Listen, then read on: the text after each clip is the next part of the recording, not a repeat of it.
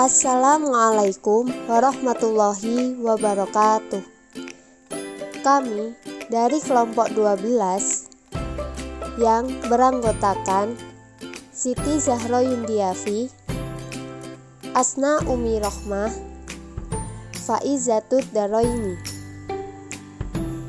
Kami akan membahas mengenai akhlak terpuji dan akhlak tercela. Secara etimologi, akhlak adalah jamak dari khuluq yang berarti budi pekerti, tingkah laku atau tabiat. Akhlak adalah sifat yang ada dalam jiwa seseorang yang berkaitan dengan perbuatan manusia dan dapat disifati baik buruknya untuk kemudian memilih melakukan atau meninggalkannya. Akhlak dibagi menjadi dua, yaitu 1. Akhlak terpuji atau mahmudah. 2. Akhlak tercela atau mazmumah. Akhlak terpuji yang akan kita bahas terdiri dari 1. Etos kerja. 2. Ifah dan syaja'ah. 3. Ta'awun. 1. Etos kerja. Etos berasal dari bahasa Yunani ethos yang memberikan arti sikap, kepribadian, watak, karakter, serta keyakinan atas sesuatu. Dengan demikian, etos menyangkut semangat hidup, termasuk semangat bekerja, menuntut ilmu pengetahuan, dan meningkatkan keterampilan agar dapat membangun kehidupan yang lebih baik di masa depan. Dasar perintah memiliki etos kerja, surat Al-Jumu'ah ayat 9-10.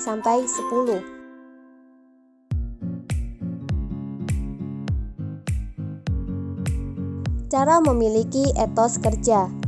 1. Melakukan pekerjaannya dengan ikhlas karena Allah. 2. Sungguh-sungguh dalam bekerja dan tidak asal-asalan. 3. Berusaha sabar dan juga tegas. 4. Memperbanyak dorongan atau motivasi diri sendiri. 2. Ifah dan syaja'ah. Ifah secara bahasa menahan, sedangkan secara istilah ifah adalah memelihara kehormatan diri dari segala hal yang akan merendahkan, merusak, dan menjatuhkannya.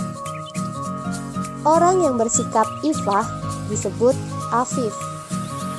Di antara doa yang diajarkan Rasulullah SAW untuk memiliki sifat ifah yaitu dasar perintah bersifat ifah Quran Surah Al-Baqarah ayat 273.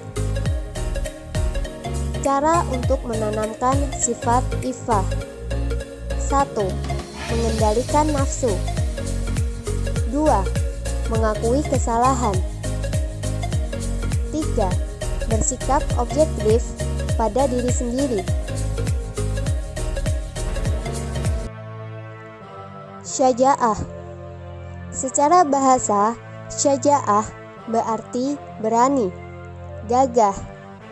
Sedangkan secara istilah, syaja'ah berarti keteguhan hati, kekuatan pendirian untuk membela dan mempertahankan kebenaran yang dilakukan dengan penuh pertimbangan dan perhitungan.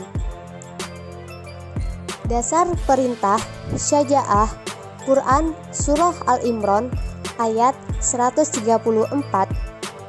dan dalam suatu hadis yang diriwayatkan oleh Imam Bukhari dari Abu Hurairah radhiyallahu anhu, Sesungguhnya Rasulullah Shallallahu Alaihi Wasallam bersabda, orang yang kuat itu bukanlah orang yang kuat dalam bergulat, tetapi orang yang kuat itu adalah orang yang bisa menahan dirinya ketika marah.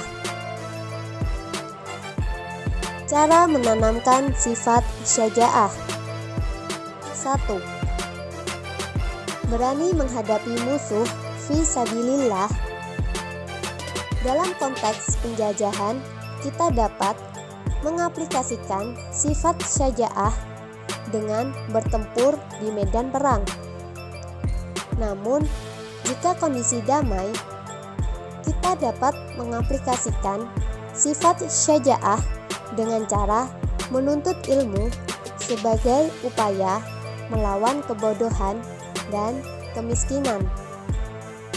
2. Berani menegakkan kebenaran. 3. Berusaha menjaga rahasia. 4. Menahan emosi. 3. Ta'awun. Secara bahasa berarti tolong menolong, gotong royong, atau bantu membantu dengan sesama. Sedangkan secara istilah ta'awun adalah sikap saling tolong menolong terhadap manusia.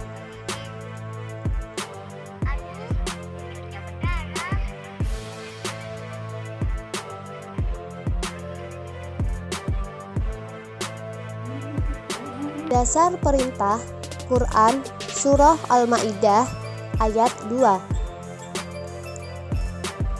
Cara menumbuhkan sikap ta'awun. 1. Memulai tolong menolong teman dari hal-hal yang kecil. 2. Menumpuk rasa peduli terhadap orang lain atau lingkungan sekitar. 3. Belajar ikhlas dalam setiap perbuatan yang dilakukan. 4. Mengingat semua kebaikan karunia Allah Subhanahu wa Ta'ala kepada kita sebagai makhluk pertolongan Allah Subhanahu wa Ta'ala kepada manusia. 5. Berdoa kepada Allah Subhanahu wa Ta'ala untuk membimbing diri kita menjadi seseorang yang gemar menolong. Pembahasan selanjutnya yaitu akhlak tercela yang akan kita bahas terdiri dari 1. Ghibah. 2. Dengki. 3. Mengucilkan teman atau bullying. 1. Ghibah. Secara bahasa, ghibah berarti mengumpat atau membicarakan aib.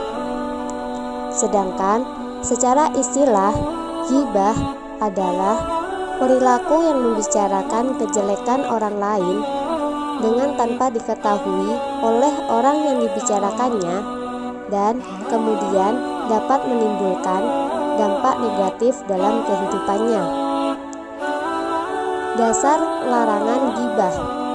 Quran Surah Al-Hujurat ayat 12. Cara menghindari perbuatan ghibah. 1. Kita harus menyadari segala perilaku diawasi oleh Allah Subhanahu wa Ta'ala. 2. Jagalah lidah jangan sampai terjebak dalam perbuatan ghibah, meskipun dilakukan dengan cara menyindir. 3. Jagalah diri jangan sampai menggunjing saudara sesama muslim. 4. Apabila mendengar seseorang melakukan ghibah atau membicarakan hal-hal kotor lainnya tentang seseorang, hendaklah menghindar dari orang tersebut. 2. Dengki. Dengki berasal dari bahasa Arab. Dengki disebut juga hasad, yang berarti iri hati.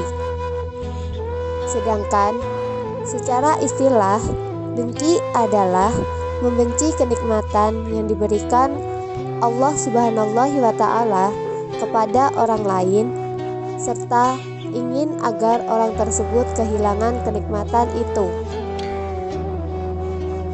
Dasar larangan memiliki sifat dengki, Quran Surah An-Nisa ayat 54. Cara menghindari sifat dengki. 1.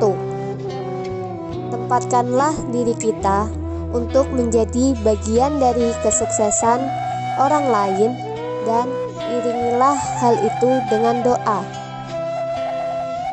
2. Balaslah perbuatan orang lain dengan sikap kita yang lebih baik. 3. Menjaga silaturahim. 4. Selalu melihat ke bawah. 5. Selalu mensyukuri nikmat yang diberi Allah.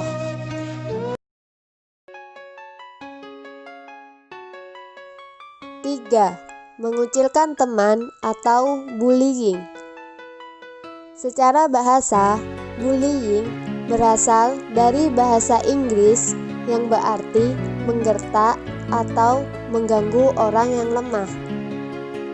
Sedangkan secara istilah, bullying adalah segala tindakan penggunaan kekuasaan untuk menyakiti seseorang atau sekelompok orang, baik melalui kata-kata, fisik, maupun psikologis, sehingga korban merasa terbebani, tertekan, dan trauma.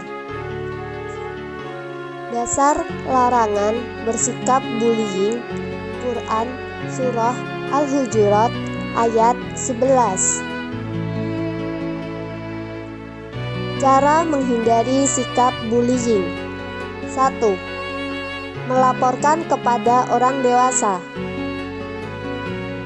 seperti guru atau orang tua. 2.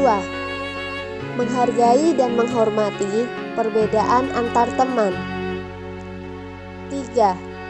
Sabar dan berbuat baik kepada semua teman tanpa mendiskriminasikan antara satu dengan yang lain. 4. Berusaha meningkatkan kemampuan semaksimal mungkin. 5. Tidak berlaku bohong dan semena-mena.